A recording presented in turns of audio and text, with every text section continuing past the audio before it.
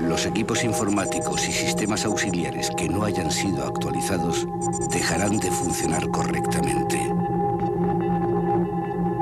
Evitar el efecto 2000 es fácil.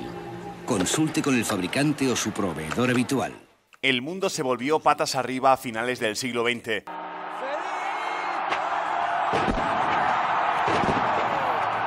El famoso efecto 2000 amenazaba con generar un apocalipsis informático que, finalmente, quedó reducido a la trama argumental de un capítulo de Los Simpsons.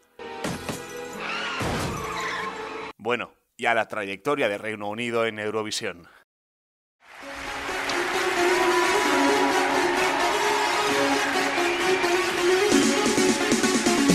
Hasta la llegada del año 2000, la BBC era toda una superpotencia con 5 victorias y 15 segundos puestos, convirtiéndose en la delegación más exitosa del festival, tan solo por detrás de sus vecinos irlandeses, que aún conservan el récord de 7 victorias.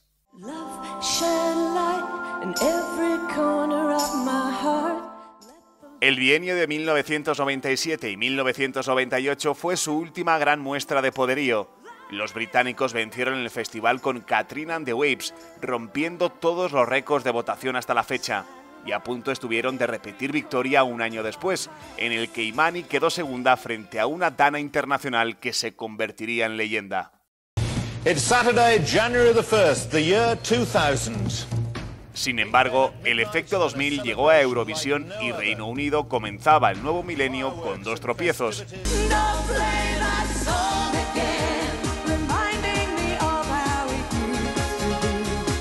En 2000 y 2001 cosechó sus peores resultados históricos hasta el momento, aunque en 2002, con Jessica Garlick, alcanzaría un podio que suponía un destello de esperanza. Lo que nadie esperaba era lo que sucedería un año después.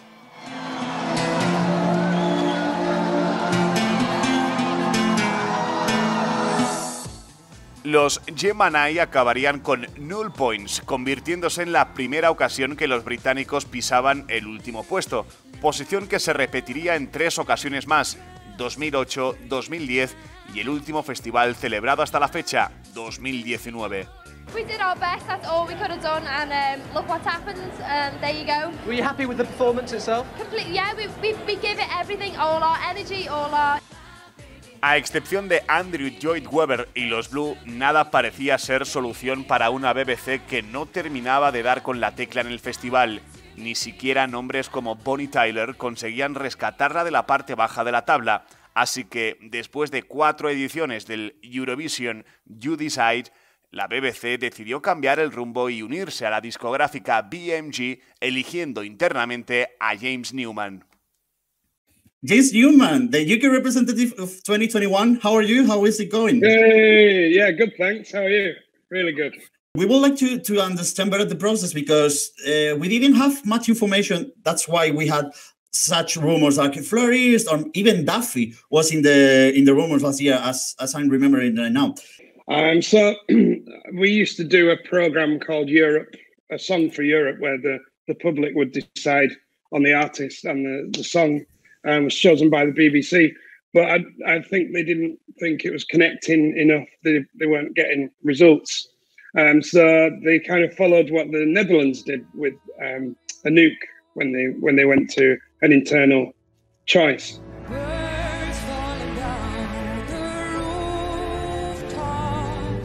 So the BMG was the label that they chose to work with, and because BMG is a record label and a publishing label for songwriters, so they've kind of got everything. So and I was signed to them, and so my record label guy called me and said, "Hey, how's it going? Do you want to do Eurovision?" I was like, "What?" Yeah, definitely. So yeah, the internal process is different, and you can obviously find the song through the label and stuff. But yeah, I mean, hopefully it works out well. But I mean, I do love Melody Festival, which would be a cool thing for the UK to do as well. But did you explain to you why they proposed you to go to the Eurovision? Or it was like, okay, somebody heard some of the songs, let's try, or they had you to compose something? They just thought that I would be the perfect guy to do it. You know, I was signed to BMG already, and they just thought, because I've had lots of songs with other people, and I wanted to launch my artist career. And there's no better way than singing in front of 180 million people. You know, it's a pretty good launch pad. So I think it all just kind of fell into place, really, for everyone. If we were deep sea divers, and no one came to find us. El mid-tempo My Last Breath sería su candidatura para Rotterdam, un tema con el que parecía que Reino Unido cambiaba de tercio después de años sin acudir a su industria musical. Are you seeing a different change of perception about the contest over the past few years that you've been the representative? I think that people realise that I'm taking it seriously and I'm putting in a big effort. So I think that people can see that, and people are kind of more open to Eurovision and are like being more supportive of it. So that can only be a good thing. En un año repleto de regresos tras la cancelación de Eurovisión 2020, Reino Unido fue uno de los últimos en confirmar a James como representante. Yeah, it was. I knew from last summer that I was going to do Eurovision, but I wanted. We took a while to find the perfect song, so I wanted to wait until I had the song perfect and ready to go until I announced that I was going to perform, because I wanted to feel comfortable that I had the perfect song to do it, because it's a big thing.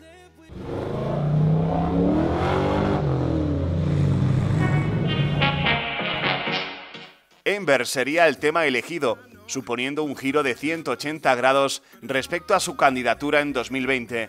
Un uptempo que recuerda al estilo de artistas que suenan en las listas británicas y con los que James Newman ha trabajado, como el caso de Sigala. When I was thinking about writing the song, I was like, what do I do best? And I was like, I write big up-tempo dance songs. So I thought I'll just kind of go back to my roots of dance music and of how I write. I've had hits before that they've got like a formula of a big drop moment, so that's the brass section, and a big vocal in the chorus, and then like a cool feeling in the verse. So I think we got all those elements into the song. And the guys who I wrote the song with, they're all having hits right now in the UK and around the world in Europe. So I think that kind of feeling and the production all feels modern, because these are people that are kind of doing that right now. How is going the reaction with the fans and the media?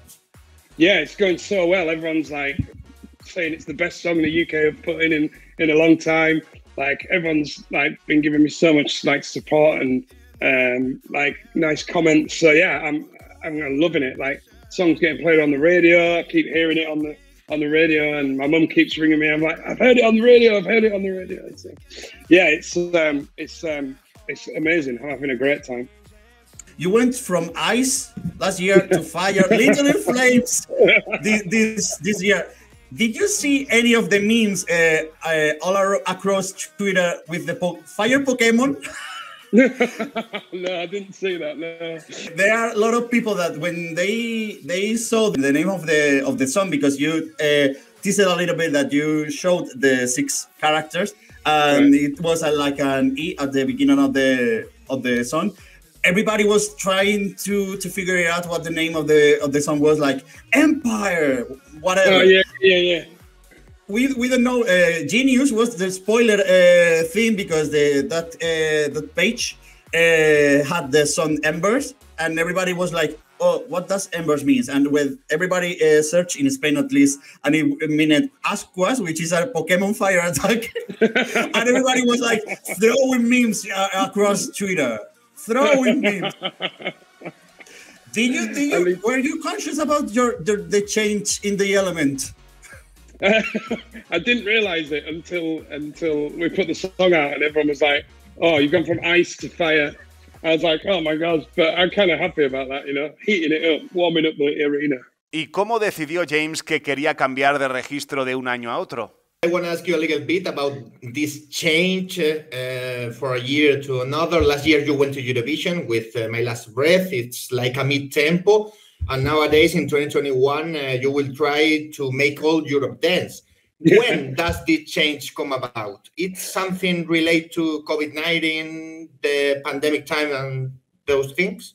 Yeah, I think it was, like last year before COVID happened, I wrote My Last Breath and it was a ballad and I wanted to go and sing a big ballad on the stage. But I was thinking when I go to Rotterdam this time, hopefully, I want to be able to like sing something that's fun and that people can and dance to. And I was thinking about, I've sung in Ibiza with Armin van Buuren and when I sing and people are just having such a good time because it's an upbeat dance song. And I thought I should do that because I know how to write a song like that. So that's kind of what I wanted to do. So I would like to ask you, because you've been really open about you being a whiskey fan. Yeah. Had a few whiskeys. How many whiskey bottles have you drink for the composition of Embers? How many has been done? Only one. Just one. Just the one bottle, yeah. And the winner is Rudimento for Waiting All Night.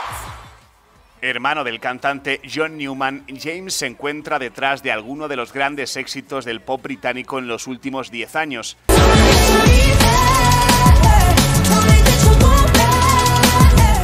Desde Waiting All Night de Rudimental y Ella Eyre, pasando por Blame, el single de Calvin Harris con su hermano, o Love Me Like You de Little Mix. Did anybody of those names has heard Embers, give you feedback? Everyone's been so nice, like a lot of my peers and people in the music industry have been like, what a great song, you're doing, I'm so glad you're doing it again. And everyone's been so supportive. So, there's so many nice people that I work with who we support each other, I write with them, they like say nice things about me, which is nice. So it's been really nice. And also because are you giving feedback to them about the process, about, okay, we know maybe you don't want to go to Eurovision right now, but think about it, because here in Spain we have a little problem that not many of our biggest names in the industry want to go to Eurovision. Even the new names don't want to go to Eurovision, but because everybody has like a little fear about it, and the UK and Spain has a common trajectory of over the past years. Yeah, I mean, I've not spoke to anyone yet about them doing it next year or anything, but I do think that it's such an amazing platform for anyone to perform, like Justin Timberlake, these huge artists that know what the kind of platform is. So I think the more kind of contemporary artists that perform in Eurovision that aren't as novelty as it used to be can only be good for the competition.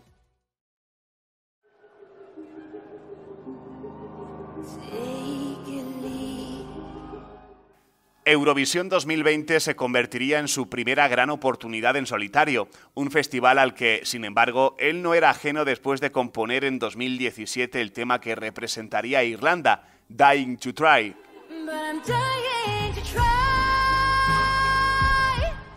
Yes, obviously, as a songwriter, it's a big tick on the box to write a song for the Eurovision. Like, it's one thing that you want to do as a songwriter. So when they said, oh, Ireland want to use this song for Eurovision, I was like, yes, come on. And I wrote it with a guy called Jörgen Elofsson, who is a Swedish composer who used to work with Max Martin, and they wrote all the early Britney Spears things. So I was kind of working with pop royalty, and it was good that the song got used for Eurovision and he was Swedish and then Ireland used it, so it was cool. Unfortunately, it didn't get to the final, but it was still a good experience. But it was very different. It's very different now to being the face of the song as well, so a lot more pressure, but very exciting. Did you go to the event in Kiev? Did you have the chance to go to Kiev? No, I didn't get to go. I'm really sad I didn't go. Because we were looking for any picture of you in Kiev when we were doing the research for the interview, but we couldn't find anything. It was like, that would have been okay. cool. No, unfortunately not. You've worked with many artists, as Miguel has said, and one of them, if I'm not wrong, was Guy Sebastian, who has taken part in Eurovision. Yeah, so I would right. like to ask you, how was it working with him? And if you have any other plans on working with any other artists related to Eurovision? I worked with Guy Sebastian. I went on a writing trip to Australia, and we worked together in Sony Studios in Sydney.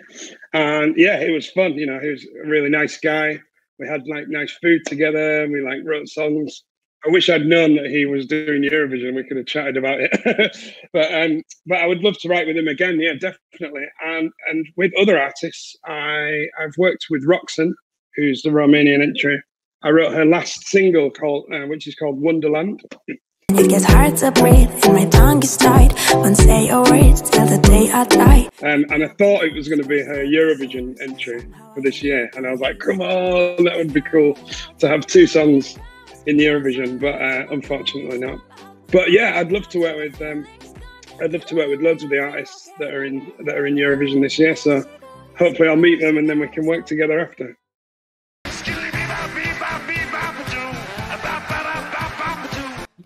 What song of the history of Eurovision do you remember from the UK that it was really impactful to you? I really love Kisses from Me, save all your kisses from me. Bye-bye, baby, bye-bye. But that was before I was born, but I love that song. What else do I really like from the UK? I mean, the older songs I feel like are the best, you know, like Bucks Fizz, Puppet on a String. But I think Lucy Jones was good as well. She had a great song. And Suri. So, and also James Newman, Embers is a pretty good song as well.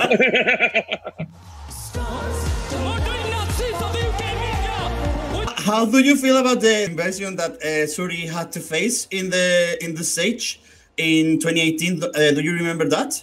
Oh yes, someone came on the stage, right? It was a stage invasion. Crazy. How would you react? Boop.